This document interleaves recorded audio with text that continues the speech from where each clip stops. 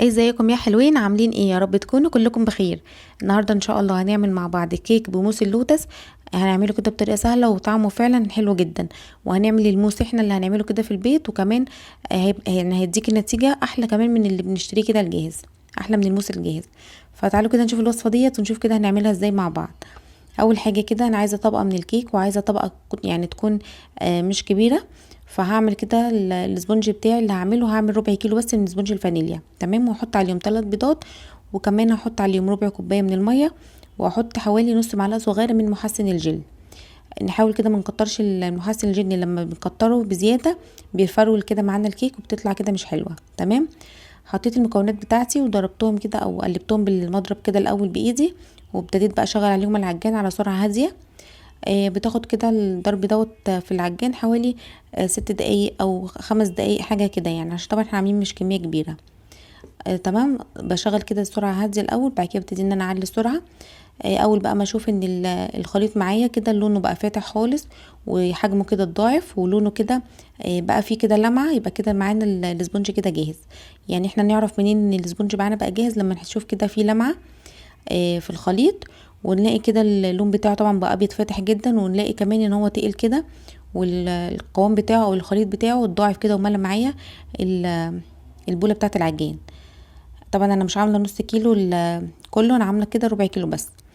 المهم بقى كده قعدت شويه بشويه اعلي كده العجان لغايه ما الخليط معايا بقى كده اختلط معايا كده كويس واتضاعف. وفي الوقت دوت انا كنت مشغله الفرن على درجه حراره 180، علشان اول ما اخلص الخليط بتاع الكيك ادخلها والفرن كده يكون سخن. ده طبعا من نجاح ان الكيك الاسبونج يعني ينجح معانا ان ندخله على الفرن كده يكون سخن، تمام. ابتديت بقى هنا كده خلاص بقى ان العجين بقى، او قصدي الخليط يبقى معايا كده فاتح زي ما انتم شايفين. جبت بقى الصينيه، ودي الصينيه اللي انا هعمل فيها، دي صينيه حوالي كده مقاس 26. تمام. اخدت بس شويه كده من الخليط بتاع الكيك دوت احطه كده من تحت، وابتديت كده احط اللي عندي ورق الزبده من تحت كده ومن الجناب، تمام.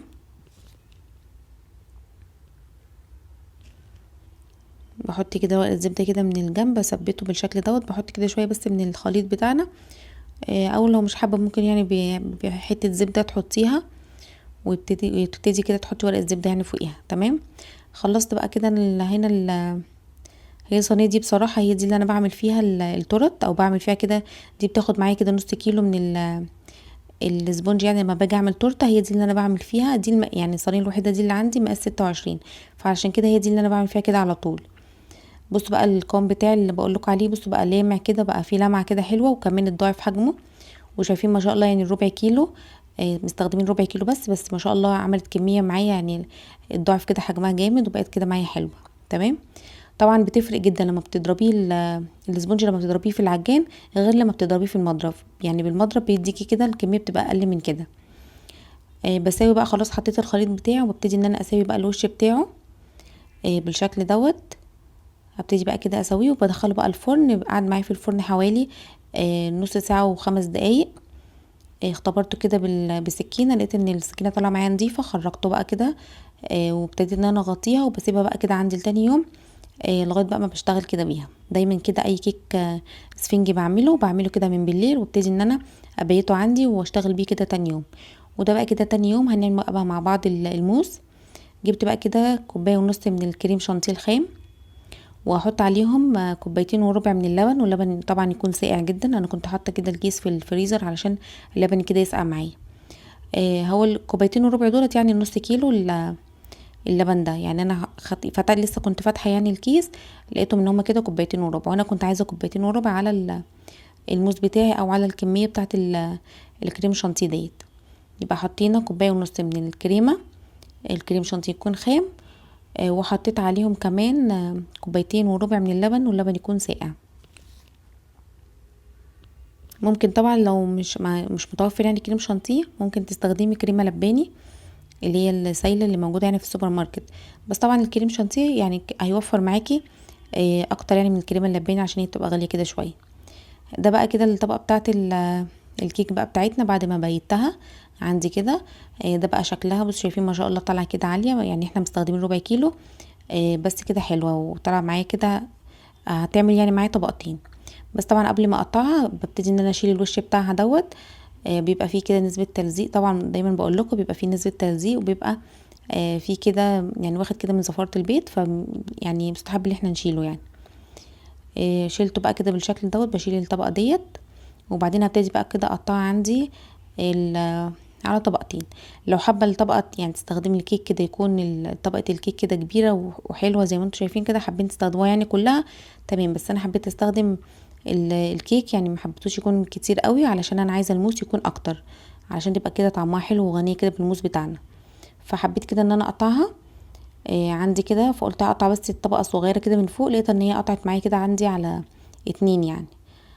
احنا طبعا عارفين النص كيلو السبونج ساعات بيعمل معانا 3 طبقات او 4، فالربع كيلو دوت ما شاء الله عملت معايا طبقتين. شايفين بقى حلوه كده، ومن جوه الكيك كده فاتح وحلو، وكمان هش جدا وطري قوي زي ما انتم شايفين، طريه قوي في ايدي كده. خلاص بقى كده دوت، هنا بعد الكريمه بقت معايا بقى بالشكل دوت. جبت بقى كده ده جنيش شوكولاته، جنيش شوكولاته بيضه. تمام، جبتها كده وحطيت اخدت عليهم كده شويه من الكريم شانتيه، حوالي كده معلقتين 3، وابتديت ان انا اقلبهم بالشكل دوت، وابتدي ان انا انزل بيهم بقى عندي على الكريمه. عملت الخطوه ديت ليه ما نزلتش كده بالجناش على طول على الكريمه، علشان لو نزلنا كده الجلاش على طول على الكريمه كده هتخرز معاكي وهتبقى مش حلوه، وهيكون كده فيها كتل، ومش هيبقى القوام بتاعها كده ناعم خالص. فلازم الخطوه ديت نعملها لما نيجي نضيف كده الجناش على الكريمه. لازم كده ناخد معلقتين كده من الكريم شانتيه نقلبهم كده بره، وبعدين نبتدي ان احنا نضيفهم على كميه الكريم شانتيه الباقيه. تمام، هقلبهم بقى كده، هقلب الجناش بيديها طعم حلو قوي في الموس، يعني الجناش دوت بيديها كده طعم حلو، وبتبقى طعمها كده الكريمه بتكون كده طعمها غنيه وحلوه، بتبقى شبه كده الايس كريم كده شويه. والجناش دوت انا كنت عاملاه، كنت مستخدمه حوالي كده 50 جرام من الشوكولاته، وكنت حاطه عليهم 25 جرام من اللبن و25 جرام من الزيت، وقلبتهم بقى معايا كده الجناش اللي هو الجناش الابيض ده. تمام، لو حابين طريقته ممكن ابقى انزل لكم كده طريقه الجناش لوحده في فيديو كده لوحده، لو حابين الطريقه بتاعته والمقادير بتاعته ايه. هنا بقى كده قلبت الخليط شويه كده او الكريمه كده مع الجناش، وهنا بقى كده هبتدي ازود عليهم معلقتين كبار كده من اللوتس، عايزه كده يبقى طعمها حلو كده ولوتس بقى، بما ان هي كده بموس اللوتس فحطيت كده معلقتين. لو مش حابه تحطيهم معلقتين كده على طول، انا طبعا كنت حاطه اللوتس بره في المطبخ يعني، فكانت طريه معايا. لو حابه ان انت تسيحيها على بخار ميه وبعدين تضيفيها عندك على الكريمه تمام، مفيش مشكله. انا حطيتها كده عندي على طول، وابتديت بقى كده اشغل عليهم العجان. فرقت بقى في اللون، ادت كده اللون، الكريمه بقى لونها كده يعني على اصفر شويه من لون طبعا اللوتس، وكمان هتفرق جدا في الطعم، هتخلي كده طعمها حلو. اخر حاجه بقى هنا هنحطها، هحط بقى كده جبت كده جيلاتين، وده كده جيلاتين نباتي. جبت كده معلقه ونص من الجيلاتين، معلقه ونص كبار، حطيتهم، واحط عليهم كده حوالي نص كوبايه من الميه السخنه. انا هنا كده حطيت عليها ميه سخنه، هبتدي بقى كده اقلبهم بالشكل دوت. اقلب كده على طول الجيلاتين يعني موجود في اي محل مستلزمات حلويات او عند اي عطار يعني موجود الجيلاتين، بس اهم حاجه يكون جيلاتين نباتي مش حيواني. بقلب بقى كده بالشكل دوت، وهنا بقى كده هبتدي ان انا اصفي كده الجيلاتين دوت عندي على الكريمه عادي، لو سخن مفيش يعني مشكله. نزلت بقى كده عندي الجيلاتين دوت، وهنا بقى هو ده اللي هيمسك معايا الكريمه ويخليها كده متماسكه وحلوه. هقلب بقى كده الجيلاتين بقى معايا مع الكريمه، ودي اخر حاجه احنا كده هنحطها في الموز بتاعنا دوت. حطينا عليه كده كذا حاجه، لكن فعلا طعمه حلو قوي، وكمان هتيجي نفس نتيجه الموس الجاهز ويمكن كمان احلى.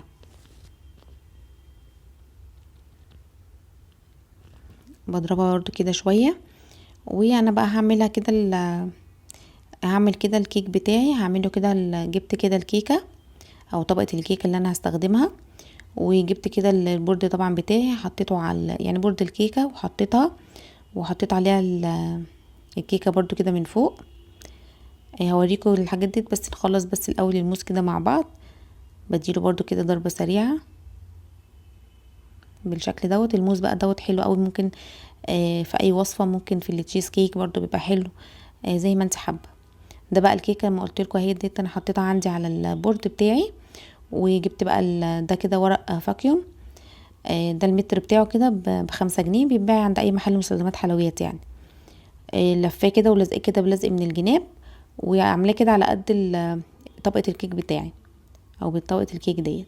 حطيتها وابتديت ان انا اسقي بس الكيك الاول بالسيرب الخفيف او الشربات الخفيف بتاعنا اللي بنسقي بيه كده التورت. تمام. وابتديت بقى هنا كده نزلت عندي بالكريمه. الكريمه في الاول هتحسوا ان هي كده سايله، او الموس كده هتحسوا ان هو سايل زي ما انتم شايفين بالشكل دوت. بس لما يتحط كده في التلاجة هيتقل معانا. شايفين قد ايه اصلا الموس معانا كده ناعم وحلو، ما فيهوش كده اي تكتلات او اي حاجه، طالع الموس معايا كده ناعم وحلو جدا. حطيت بقى كده وزعت الكريمه، او وزعت كده الموس بالشكل ده بالسباتولا كده. بس عايزه الوش بتاعه يكون متساوي اكتر من كده، فجبت بقى السكرابر دوت، وابتدي ان انا اساوي بقى الوش بتاعها عشان يبقى كده السطح كده بتاعها يعني المس كده خالص. لما ادخله كده في الفريزر تكون معايا كده متساوي وشكلها حلو.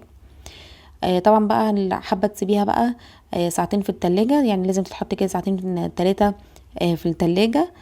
بس انا حطيتها كده حوالي نص ساعه في الفريزر عشان انا كنت مستعجله عليها، فحطيتها كده نص ساعه في الفريزر لغايه ما جمدت معايا بالشكل دوت. اخر طبقه بقى هنا بحطها كده دي كده اللوتس، زبده اللوتس. جبت كده ربع كوبايه من زبده اللوتس، وحطيت عليهم كده ربع كوبايه من الزيت، وقلبتهم كده كويس. وابتدي بقى احطهم عندي على الكريمه او على الموز بتاعنا ده كده من فوق. لازم كده اللوتس نخففها كده بالزيت زي النوتيلا بالظبط، لازم نخففها بالزيت علشان طبعا لما تدخل التلاجة او الفريزر ما تحجرش كده معانا لما نيجي نقطعها. حطيتها طبعا برضو تاني في الفريزر كده حوالي نص ساعة. ودي بقى اخر حاجة كده خلاص. جبت بقى كده ده بسكوت اللوتس كده، جبته وقطعته كده عندي على نصين بالشكل دوت، وقلت بقى كده زين بيه الكيك بتاعنا بالشكل دوت. مش حابه احط فيه حاجات اكتر من كده او تزيين يعني اكتر من كده، هي كده شكلها حلو قوي. والبسكوت كده اللوتس مع الزبده، فتزيينها كده حسيت ان هو هادي وحلو. بس وده كان فيديو النهارده، ودي وصفه النهارده. جربوها فعلا ان شاء الله تعجبكم، طعمها حلو، طعم الموس مع الكيك مع زبده اللوتس من فوق طعمها حلو قوي. جربوها ان شاء الله هتعجبكم. يا رب يكون الفيديو عجبكم. ما تنسوش بقى تعملوا لي لايك وشير للفيديو لو عجبكم، واشتركوا عندي في القناه وفعلوا زر الجرس على كلمه الكل علشان يوصل لكم مني اشعار باي فيديو جديد انا بنزله. اشوفكم على خير في فيديو جديد ان شاء الله.